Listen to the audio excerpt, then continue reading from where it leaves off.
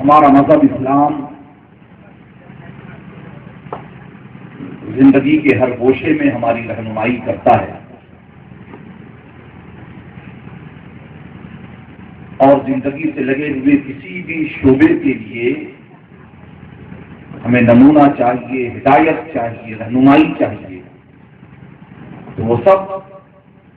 ہمارے نبی پاک صلی اللہ تعالی علیہ وسلم کی سیرت کے حوالے سے ہم تک موجود ہے۔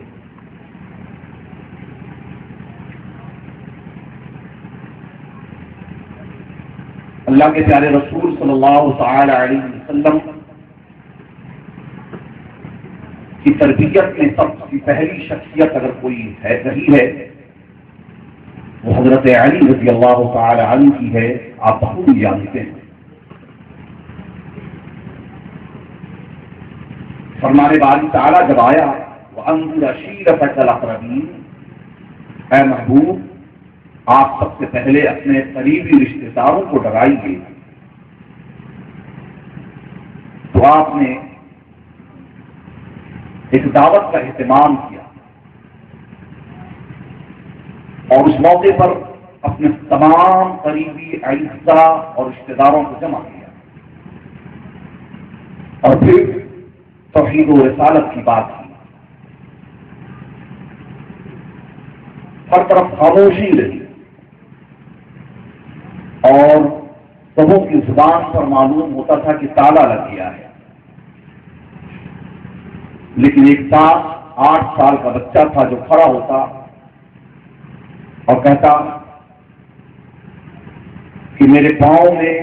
گو کے طاقت نہیں ہے، پاؤں کمزور ہیں، میرے بازو گو کے مضبوط نہیں ہیں، آشوب چشم کا مریض ہوں، لیکن میں آپ کا قوت بازو بنوں گا۔ دوسری بار پھر جب اللہ کے رسول صلی اللہ تعالی علیہ وسلم کہتے کہ کون ہے جو اللہ کی وحدانیت کو تسلیم کرے اور میری رسالت پر ایمان لائے اور اسلام کو تسلیت بخشے،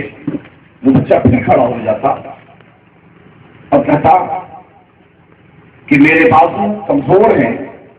میرے پاؤں میں توانائی اور طاقت نہیں، آنکھوں کا مریض ہوں، لیکن میں اس بات کا عہد اور وعدہ کرتا ہوں کہ میں آپ کا قوت بازو بنوں گا۔ تیسری بار جب آپ نے پھر ترغیب دلائی تو وہی بچہ کھڑا ہوا۔ آپ جانتے ہیں کہ وہ بچہ کون تھا؟ جی ہاں، اس بچے کا نام علی تھا، جسے دنیا نے بعد میں خیبر شکن کے نام سے جانا، جسے دنیا نے حیدر کے نام سے جانا، جنہیں دنیا نے اسلام کی آن بان اور شان کے نام سے جانا۔ میں یہ پوچھنا چاہتا ہوں کہ اتنے لوگوں کے درمیان میں آخر حضرت علی رضی اللہ تعالی عنہ جو کم عمر تھے، 9 عمر تھے، انہوں نے کھڑے ہو کر نبی کریم صلی اللہ تعالی علیہ وسلم کی باتوں کی تصدیق کیسے کی؟ یقیناً آپ نے کہا ہر ایک سمجھدار ہی کہے گا کہ یہ نبی کی تربیت کا اثر تھا، یہ نبی پاک صلی اللہ تعالی علیہ وسلم کی تربیت کا اثر تھا، جس کی بنیاد پر حضرت علی رضی اللہ تعالی عنہ نے توحید و رسالت کو قبول کیا۔ علماء کرام نے اسی لیے فرمایا ہے کہ حضرت ابو بکر سے لے کر دیگر تمام اصل صحابہ جو ہیں، وہ تمام صحابہ نے سرکار دو عالم صلی اللہ علیہ وسلم نے انہیں دعوت دی تو انہوں نے اسلام قبول کیا، لیکن ایک علی کی شخصیت ہے کہ جنہوں نے بغیر دعوت کے اسلام قبول کیا۔ کیوں؟ کیونکہ اللہ کے پیارے رسول صلی اللہ تعالی علیہ وسلم وہ تقریر فرما رہے تھے، اس تقریر میں جو مخاطب تھے وہ علی نہ تھے، بلکہ علی کے علاوہ والد جو دوسرے تھے، جو بڑے تھے، وہ مخاطب تھے۔ مثال کے طور پر میں جو گفتگو کر رہا ہوں، میری گفتگو کے مخاطب آپ ہیں، بڑے لوگ ہیں، یہ بچے میری گفتگو کے مخاطب نہیں ہیں، لیکن یہ تو بچے کا نصیبہ ہے کہ وہ کسی بڑے سے زیادہ کسی کی تقریر پر عمل پیرا ہو جائے اور کسی بات کو اپنی گٹھی میں باندھ لے اور گرہ باندھ کر اسے اپنے دل میں بیٹھا لے اور عمل کرنا شروع کر دے تو یہ بچے کی کا نصیبے کی بات بھی ہے اور بچے کے کمال عقل کی بات بھی ہے۔ تو اسی طریقے سے معاملہ حضرت ابوبکر کے سامنے ایمان پیش کیا گیا، جناب عمر کے سامنے پیش کیا گیا، حضرت عثمان کے سامنے پیش کیا گیا، لیکن حضرت علی کے سامنے پیش نہیں کیا گیا، کیونکہ سرکار دو عالم صلی اللہ علیہ وسلم جو دعوت دے رہے تھے وہ دعوت علی کو نہیں بلکہ علی کے سوا بڑوں کو دعوت دی جا رہی تھی، لیکن کسی نے اس وقت اسلام قبول نہیں کیا، قبول کیا تو نابالغ علی نے اسلام قبول کیا۔ جہاں اس میں علی کا کمال ہے وہیں سرکار دو عالم صلی اللہ علیہ وسلم کی تربیت کا بھی کمال ہے۔ اور پھر آگے آئیے، حضرت امام حسن و حسین بھی کس کی پرورش میں پروان چڑھے ہیں؟ وہ بھی سرکار دو عالم صلی اللہ علیہ وسلم کی پرورش میں پروان چڑھے ہیں۔ بڑی تفصیلات اس میں بھی ہیں، میں ایک واقعہ صرف یہاں پر نقل کروں گا۔ حضرت امام حسن رضی اللہ تعالی عنہ کا بچپن کا زمانہ ہے، سرکار حضوروں صدقے کا حضور آیا ہوا ہے، حضوروں کا ڈھیر ہے۔ سرکار دو عالم صلی اللہ تعالی علیہ وسلم کی توجہ تھوڑی دیر کے لیے حضرت امام حسن سے ہٹی ہے۔ حضرت حسن آگے بڑھے اور آگے بڑھنے کے بعد کھجوروں کے ڈھیر میں سے کھجور اٹھایا اور منہ میں ڈال دیا ہے۔ سرکار دو عالم صلی اللہ علیہ وسلم متوجہ ہوئے تو دیکھا کہ حسن کے منہ میں کھجور ہے،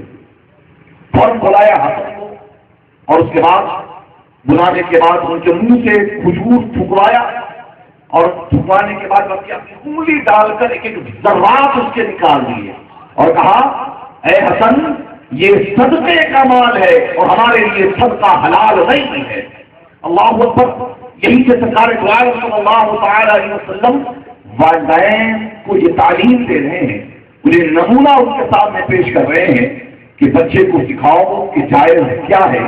ناجائز کیا ہے، بچوں کو ابتدائی زمانے سے سکھاؤ کہ حلال کیا ہے حرام کیا ہے۔ جب بچے کی تربیت اس طریقے سے کی جائے گی کہ بچپن کے زمانے میں ہی اسے بتا دیا جائے کہ یہ حلال ہے اور یہ حرام ہے، تو پھر یہ بچہ جب پروان چڑھے گا اور بلوغت کی منزل میں قدم رکھے گا تو وہ بچہ کبھی حرام کے قریب نہیں جا سکتا ہے، کبھی حرام مال کو اپنے منہ میں نہیں لے جا سکتا ہے، کبھی وہ حرام کاری کا شکار نہیں ہو سکتا ہے، کبھی اس کے قدم بیراہی کے شکار نہیں ہو سکتے ہیں، اور کبھی وہ اسلام ڈگر سے وہ اس کے قدم کبھی ہٹ نہیں سکتے ہیں۔ اس طریقے سے جب بچے کی تربیت کی جائے تو بچہ اعلیٰ ہوگا۔ حضرت امام حسن اور امام حسین نے جو کمال کیا ہے وہ کمال جہاں امام حسن حسین کا اپنا ذاتی اور نسبی کمال ہے، وہی کمال سرکار دو عالم صلی اللہ تعالی علیہ وسلم کی تربیت کا بھی کمال ہے، اور سرکار دو عالم صلی اللہ تعالی علیہ وسلم کی تربیت میں بھی ان کو اس سانچے میں ڈھالا ہے۔ میرے بھائی یہ بات ذہن نشین ہے کہ ایسا نہیں ہے کہ کسی بچے کی جب پرورش ہوتی ہے کہ وہ بچہ جب پیدا ہو جائے عالم وجود میں آ جائے اس کے بعد ایک والدین کی ذمہ داری ہوتی ہے کہ وہ اس کی پرورشوں پر بات کرے، نہیں، بلکہ اسلام کا تصور تو یہ اس سلسلے میں ہے کہ بچہ ابھی پیدا نہ ہو بلکہ عالم ارواح میں ہی ہو، لیکن بچے کو پاکیزہ بنانے کے لیے، بچے کو نیکوکار بنانے کے لیے، بچے کو اسلامی طرز اور اسلامی تہذیب کے سانچے میں ڈھالنے کے لیے عالم ارواح سے ہی بچے کی تعلیم و تربیت کا نظام شروع کر دیا جاتا ہے۔ آپ کہیں گے جناب یہ کیسی بات کر رہے ہیں جس بچے کا ابھی پتہ نہیں ہے، جو ابھی باپ کے پیٹ میں نہیں ہے، جو ابھی ماں کے پیٹ میں نہیں ہے، جو ابھی عالم ظاہر میں نہیں ہے، وہ لیکن اس بچے کی تربیت کا انتظام شروع کر دیا جائے۔ میں کہوں گا جناب علی ایسا ہی ہے۔ آ جائیے میں بڑی تیزی کے ساتھ آگے بڑھتا ہوں۔ امیر المومنین حضرت عمر فاروق رضی اللہ تعالی عنہ کا زمانہ ہے، ایک باپ آیا، اس نے بیٹے کی اپنی شکایت کی ہے کہ امیر المومنین میرا یہ بیٹا ہے، یہ میرے حقوق کو ادا نہیں کرتا، یہ میری بات نہیں مانتا، یہ میرے معاملات میں جو ہے دخل اندازی کیا کرتا ہے۔ میں کہتا ہوں دائیں جا، یہ تو بائیں جاتا ہے، میں کہتا ہوں یہ کر تو اس کا یہ برعکس کرتا ہے، میں جیسا کہتا ہوں اس کا وہ الٹا کرتا ہے۔ امیر المومنین حضرت عمر فاروق رضی اللہ تعالی عنہ بیٹے کی طرف متوجہ ہوئے تو بیٹے نے ہاتھ چھوڑ دیا، کہا امیر المومنین باپ کی تو آپ نے سن لیا، ذرا میری بھی سن لی جائے۔ آپ نے کہا ہاں بول، تجھے بھی بولنے کا حق ہے۔ تو اس لڑکے نے اب بولنا شروع کیا ہے، کہا امیر المومنین معاملہ یہ ہے، میں آپ سے ایک سوال پہلے پوچھنا چاہتا ہوں، کیا اس باپ کا اپنے بیٹوں کے اوپر حق ہے؟ ایک بیٹے کا اپنے باپ کے اوپر کوئی حق نہیں ہے؟ امیر المومنین نے فرمایا نہیں، پہلے تو بیٹے کا ہی باپ کے اوپر حق بنتا ہے، باپ نے بیٹے کا، بعد میں باپ کا حق بیٹے کے اوپر ہے۔ وہ فرمائیے کیا فرمایا آپ نے؟ کہا پہلے بیٹے کا حق باپ کے اوپر بنتا ہے، بعد میں باپ کا حق بیٹے کے اوپر بنتا ہے۔ تو اب لڑکے نے کہا ہے حضور سن لیا جائے، ذرا یہ بھی بتا دیا جائے کہ وہ کون سے حقوق ہیں جو بیٹے کے باپ کے اوپر بنتے ہیں؟ تو آپ نے کہا سب سے پہلے کہ باپ جب شادی کرے تو پاکیزہ اور دیندار عورتوں سے شادی کرے، وہ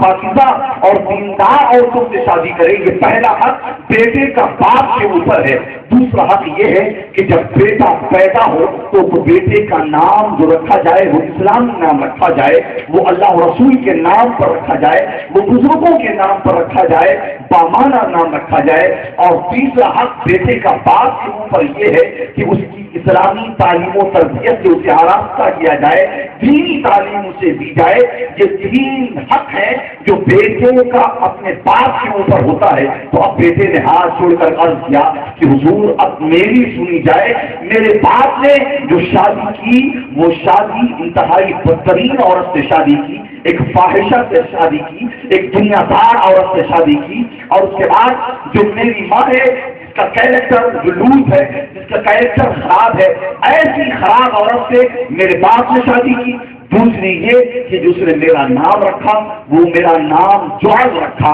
عربی میں جوہل کا معنی ہوتے ہیں ایک اس کا معنی جو یہ بھی آیا ہے، ایک خاردار گھاس کا معنی بھی آیا ہے، اور اس کا معنی یہ بھی آیا ہے کہ وہ جو غلامت میں جو کیڑا رہتا ہے وہ کیڑا کا معنی بھی آیا ہے، کچھ اور معنی بھی بیان کیے گئے ہیں۔ تو یعنی ایک بیکار، بے معنی اور خراب نام میرے باپ نے رکھا ہے، جوہل نام رکھا۔ اور تیسرا یہ کہ میں نے اسلامی تعلیم و تربیت سے میں قطعی ناواقف ہوں، میں نے مکتب کا منہ نہیں دیکھا، میں نے عالم کی صحبت اختیار نہیں کی، میں قرآن پڑھنا سمجھنا نہیں جانتا ہوں، میں اسلامی تربیت تعلیم و تربیت سے دور ہوں۔ تو میرے باپ نے جب اپنا حق ادا نہیں کیا تو حضور بتائیے کہ اب میں بیٹا ہو کر اپنے باپ کا حق کیسے ادا کروں؟ اس وقت حضرت عمر فاروق رضی اللہ تعالی عنہ کا چہرہ خطرناک ہو گیا، باپ کی طرف سننے ہیں اور کہا نادان، جب تو نے اپنے بیٹے کا حق ادا ہی نہیں کیا تو پھر کیا تو نے لگا رکھی ہے کہ یہ بیٹا تیرا حق ادا کرے؟ اگر تو اپنے بیٹے کا حق ادا کرتا تو یقیناً بیٹے بھی تیرا حق ادا کرتے، یہ بیٹا تیرا حق ادا کرتا، لیکن تو نے جب بیٹے کا حق ادا نہیں کیا ہے تو یہ بیٹا بھی تیرا حق ادا نہیں کر رہا ہے۔ جب اس واقعے کو آپ اپنی نظر کے سامنے رکھیں اور پھر حالات کا جائزہ لیں، سماج کو دیکھیں، سوسائٹی کو دیکھیں، افسوس اور المیہ ہے ایک باپ اپنے بیٹے کی کیسی تعلیم کرتا ہے، کیسی تربیت کرتا ہے، کیا نام رکھے جا رہے ہیں، شادی کی جا رہی ہے تو کس طریقے سے کی جا رہی ہے، اسے بتانے کی ضرورت نہیں ہے۔ ایک نوجوان جوان ہوتا ہے، جوانی کی منزل میں قدم رکھتا ہے تو اب اس کی آنکھیں گھومنا شروع کرتی ہے، اس کی آنکھیں گردش کرنا شروع ہوتی ہے، کبھی بنگلے کو دیکھتی ہیں، کبھی حسین چہروں کا طواف کرتی ہیں، کبھی مال و دولت کو دیکھتی ہیں، کبھی کسی اور چیز کو دیکھتی ہیں۔ اللہ کے رسول نے تو فرمایا ہے کہ تم دیکھو تو تمہیں یہ دیکھو کہ دینداری ہے کہ نہیں ہے، مال نہ دیکھو، حسب نہ دیکھو، بلکہ دیکھو تو حسن و جمال نہ دیکھو، بلکہ دیکھو تو دینداری دیکھو، بلکہ دیکھو تو عورتوں میں پاکیزگی دیکھو، اور دینداری دیکھ کر تم عورتوں سے نکاح کرو۔ لیکن آج نوجوانوں کا حال یہ ہے، آج باپوں کا حال یہ ہے، مستقبل کے باپوں کا حال یہ ہے کہ وہ دیکھتے ہیں تو وہ ایک دینداری کو چھوڑ کر سب کچھ دیکھتے ہیں۔ کسی کوئی دیکھتا ہے تو چہرہ دیکھتا ہے، کوئی دیکھتا ہے تو مال دیکھتا ہے، کوئی دیکھتا ہے تو مذہب و حسب دیکھتا ہے، کوئی دیکھتا ہے تو بلڈنگ دیکھتا ہے، کوئی دیکھتا ہے تو معاشرہ دیکھتا ہے، کوئی دیکھتا ہے تو سوسائٹی دیکھتا ہے، کوئی دیکھتا ہے تو کچھ اور دیکھتا ہے۔ ایک دینداری کو چھوڑ کر دیکھنے والے نوجوان سب دیکھتے ہیں، اور پھر کسی طریقے سے دیکھ کر شادی کر لی گئی تو اب تک بچہ ہوا ہے ہے تو بچے کا نام بھی کچھ رکھ دیا گیا، ایک دم لیٹسٹ نام چاہیے، ایسا نام کہ کسی کا نام نہ ہو، کیونکہ انہیں عبد الرحمان نام نہیں رکھنا ہے کیونکہ یہ نام پرانا ہو گیا، عبداللہ نہیں رکھنا ہے کیونکہ یہ نام پرانا ہو گیا، عباس نہیں رکھنا ہے یہ نام پرانا ہو گیا، صحابیوں پر نام نہیں رکھنا ہے پرانا ہو گیا، نبیوں کے نام پر اپنا نام نہیں رکھنا ہے کیونکہ پرانا ہو گیا، بزرگوں کے نام پر اپنا نام نہیں رکھنا ہے کیونکہ پرانا ہو گیا۔ ہاں اگر رکھ سکتے ہیں تو ایسا نام رکھا جائے کہ فلم اسٹاروں کا نام ہے۔ آپ محلے کا جائزہ لیجیے کہ کتنے نام سلمان مل جائیں گے، عامر مل جائیں گے، اور اس کے بعد جو ہے شاہ رخ مل جائیں گے، لیکن شاہ رخ اگر نام رکھا ہے تو ڈکشنری اور لغت دیکھ کر نہیں رکھا ہے، ایک ناچنے والے کی چہرہ دیکھ کر اور ایک ناچنے والے کا ناچ دیکھ کر نام رکھا ہے۔ عامر جو نام رکھا ہے کسی معنی اور مطلب کے مطابق نہیں رکھا ہے بلکہ ناچنے گانے والوں کو دیکھ کر نام رکھا ہے۔ سلمان نام رکھا ہے تو سلمان فارسی کے نام پر نہیں ہے بلکہ ایسے کے نام پر رکھا ہے جس کا نہ کوئی دین ہے، جس کا نہ کوئی دھرم ہے، جس کا نہ کوئی تہذیب ہے، جس کا نہ کوئی کلچر ہے، جس کا نہ کوئی گھرانہ ہے، جس کا نہ کوئی خاندان ہے، جس کا نہ کوئی آگے ہے، جس کا معاملہ انتہائی خراب ہے، ایسے کے نام پر اپنے بچوں کا نام رکھا جا رہا ہے۔ تو بتائیے تو صحیح کہ بچوں میں وہ نام کا اثر آئے گا کہ نہیں آئے گا؟ نام کا اثر آیا کرتا ہے۔ تو نام کا جب اثر آ رہا ہے کہ ناچنے والوں کے نام پر آپ نے اپنے بچوں کا نام رکھا ہے تو اپنے باپ کو وہ نچاتا ہے، اپنی ماں کو نچاتا ہے، اپنے خاندان والوں کو نچاتا ہے، سوسائٹی کو نچاتا ہے، معاشرے کو نچاتا ہے۔ تو تعجب کی کون سی بات ہے کیونکہ ناچنے گانے والے کا نام ہی رکھا گیا ہے۔ اب آگے کا معاملہ آیا کہ اب اسے دینی تعلیم سے آراستہ کرنا ہے۔ دینی تعلیم بھلا کیوں دے رہا ہے؟ آج کون پوچھتا ہے؟ مدرسے کون جاتے ہیں؟ بیچارے غریب لوگ جاتے ہیں تو اسکول میں ایڈمیشن اپنے بچوں سے نہیں کر سکتے ہیں، وہ مدرسے میں پڑھا کرتے ہیں، وہ دینی تعلیم حاصل کیا کرتے ہیں۔ ہمیں تو اگر ایڈمیشن کرانا ہے اپنے بچوں کا تو کنوینٹ میں کرانا ہے، ہمیں تو ایڈمیشن کرانا ہے تو انگلش اسکول میں کرانا ہے، ہمیں اگر ایڈمیشن کرانا ہے تو کسی اچھے اسکول میں کرانا ہے جہاں اردو کا نام نہ ہو، جہاں اسلامی تصور نہ ہو، جہاں اسلامی تہذیب نہ ہو اور ان تمام چیزوں سے جہاں دوری ہو، ایسے اسکول میں داخلہ ہمیں کرانا ہے۔ چلو ٹھیک ہے، آپ اگر کسی دوسرے نیت سے بھی اگر ایسے اسکول میں بچوں کا داخلہ کرایا پھر بھی حق تو یہ بنتا ہے کہ بچے کو ذرا مدرسے میں بھی پہنچا دیا جائے، حافظ قرآن سے بھی رابطہ کر لیا جائے، کسی عالم دین سے بھی رابطہ کر لیا جائے، کسی مسجد کے امام صاحب سے رابطہ کر لیا جائے کہ حضرت ذرا 1 گھنٹے کا وقت میرے بچے کے لیے دے دیا جائے کہ آپ قرآن وہ سیکھ لے، وہ اردو سیکھ لے، وہ دینیات سیکھ لے، لیکن کچھ نہیں آپ نے سکھایا ہے۔ اب ایسا بچہ کہ جس کا حسب و نسب کا معاملہ ماں کے اعتبار سے بھی درست نہیں ہے، جس کا نام بھی درست نہیں ہے، جس کی تعلیم بھی درست نہیں ہے، اب تعلیم کی منزل میں وہ بچہ قدم رکھ رہا ہے تو اب جیسا کہ شیر میں انہوں نے پڑھ دیا ہے کہ ایسا بچہ بوڑھی ماں کا چشمہ نہیں پلا رہا ہے، بیوی کے میکپ کے سامان میں گھوم رہا ہے، اسے ایسو آرام دینے میں لگا ہوا ہے، تو تعجب کو کون سی بات ہے؟ آپ نے جو کنواں کھودا تھا، جو پودا لگایا تھا، آج اسی پودے سے وہ پھل آ رہا ہے۔ پورا اگر بوئیں گے تو گلاب نہیں اگے گا، اگر گلاب کا پودا لگائیں گے تو گلاب کا پھول نکلے گا، لیکن پھپورے کا پودا اگر لگائیں گے، پھپور کا پودا لگائیں گے تو اس میں سے گلاب